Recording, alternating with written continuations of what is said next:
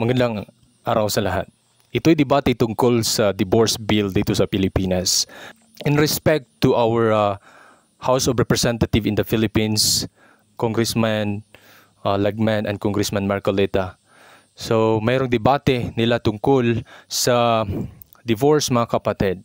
Kung till death do us part ba o pwede bang hiwalayan ang isang asawa kung hindi na sila magkakasundo. May isang turo, ano ba talaga ang turo ni Jesus Christ when it comes to divorce, mga kapatid? Titingnan natin kung ang divorce o ang paghihiwalay ay hanggang kamatayan lang ba o may isang dahilan na pwedeng hiwalayan ang isang asawa, mga kapatid. Sa hindi pa natin babasahin, pakinggan muna natin ang kanilang debate. Paano po kung maibibigay ko sa inyo yung verse, Mr. Speaker, Your Honor, na sinasabi na malaya lamang ang isang nag-asawa at mapuputol lamang yung bond of marriage kapag patay na ang isa sa kanila. What if I am able to show you a particular biblical phrase? Will you withdraw your sponsorship, Mr. Speaker, Your Honor? I will never withdraw my sponsorship. And I am certain the distinguished gentleman cannot show any phrase in the Bible quoting till death do us part. Verse that I have cited. Mr. Speaker, I'm citing 1 Corinthians chapter 7, verse 39, which reads, and I quote, "A woman is obligated to stay in her marriage as long as her husband is alive. But if her husband dies, she is free to marry whomever she wants, only it should be believer in the Lord." So till death do us part talaga. Kailangang mamatay po yung isa para lang makapag-asawa ka pa ng iba. Salamat po, Mr. Speaker. In fact, what he said was only with respect to the woman, not to the husband. It is here that when the husband dies, the woman can remarry.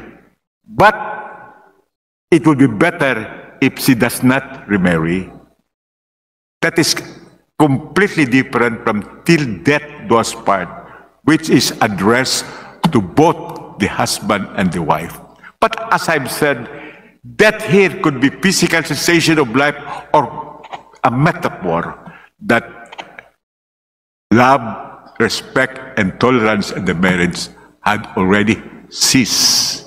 And there is no way of reconciling these spouses.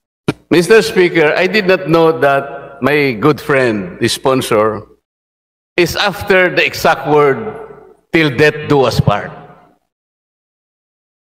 But it was only a matter of romanticizing it, Mr. Speaker. The couple are before, or is before, the solemnizing priest or anyone who is in a position to celebrate the marriage. So until death do us part is to romanticize the impending relationship. But the biblical anchor is the same, Mr. Speaker. I hope my good friend could comprehend the simple import of this particular biblical passage. It is still till death do us part. Kahit bali-baligtarin mo ito, Mr. Speaker, it cannot be interpreted in another way. I rest my case, Mr. Speaker. Thank you very much.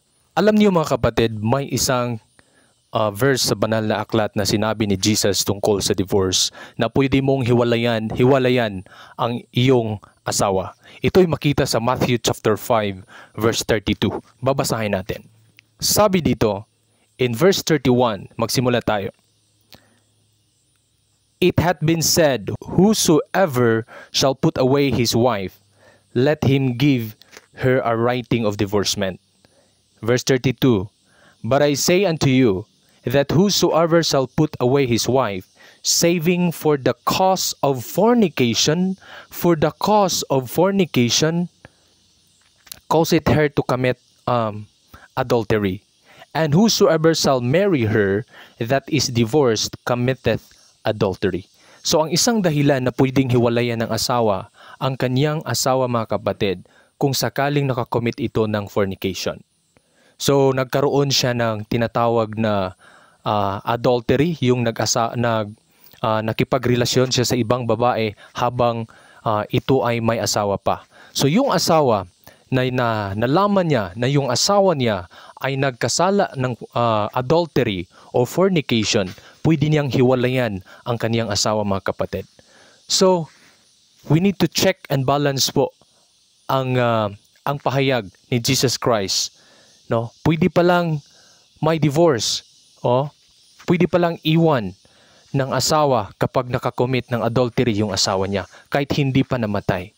So, until death do us part, yun talaga yung free will ng Panginoon na sanay ang paghihiwalay ng mag-asawa ay hanggang kamatayan. Ngunit may freedom yung isang tao, yung asawa, kapag ang kaniyang asawa ay nakakommit ng fornication. Pero kung hindi mo iwan yung asawa mo, yung husband or wife mo, so it's your choice. Kahit nagkasala siya, or he committed adultery, or he committed fornication.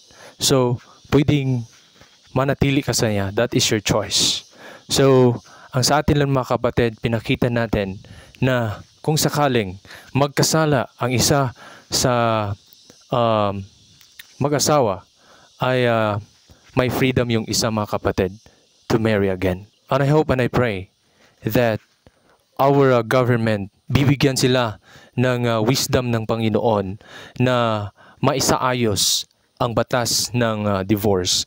Dahil sakaling or maging hindi maingat sa batas, mga kapatid, maaring masira yung maraming pamilyang masisira dahil sa batas na ito.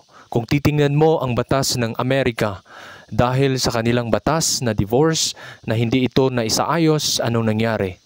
Nagkawatak-watak ang karamihan sa kanilang mga pamilya sa Amerika. Halos araw-araw may mga taong nagdi-divorce. So maingat po, mga kapatid. This is the message for all of us in the Philippines, especially to our House of Representatives. Thank you and God bless you. More power. Don't forget to check and balance.